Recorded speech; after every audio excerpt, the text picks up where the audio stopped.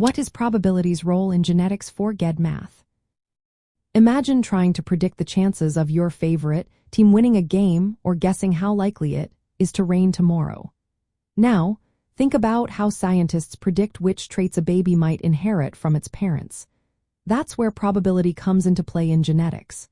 When studying genetics for the GED test, understanding probability helps you figure out how likely certain traits are to show up in offspring.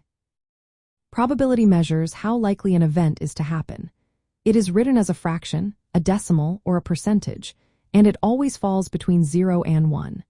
0 means the event cannot happen, and 1 means it will definitely happen. In genetics, the event is usually the inheritance of a specific gene or trait. For example, if a parent has a gene for tall height, probability helps you see how likely it is that their child will also be tall. Genes come in pairs called alleles. For example, a plant might have one allele for tall height and one for short height. Some alleles are dominant, meaning they show their trait even if only one copy is present. Recessive alleles only show if both copies are recessive. When two parents reproduce, each passes one allele to the baby randomly. Probability helps us calculate the chances of different combinations of these alleles in the offspring. One common tool used is the Punnett square.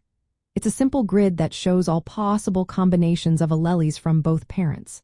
By filling in the square, you can see the chances of the baby inheriting certain traits.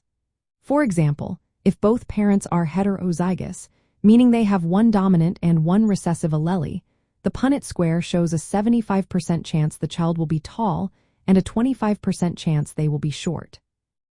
In genetics, there are rules of probability that help solve more complex problems.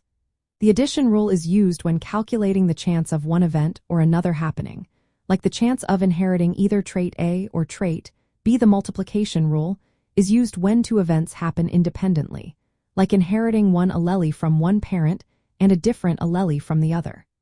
These rules help you work through problems involving multiple traits or genes.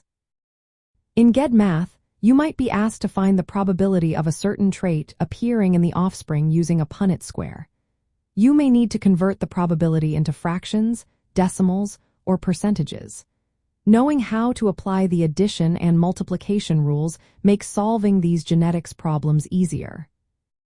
So, in simple terms, probability in genetics helps you predict how likely it is that a specific trait will be passed down. It's a practical way to use math to understand inheritance. Whether you're working with Punnett squares or calculating chances, understanding probability makes genetics questions on the GED test much more manageable.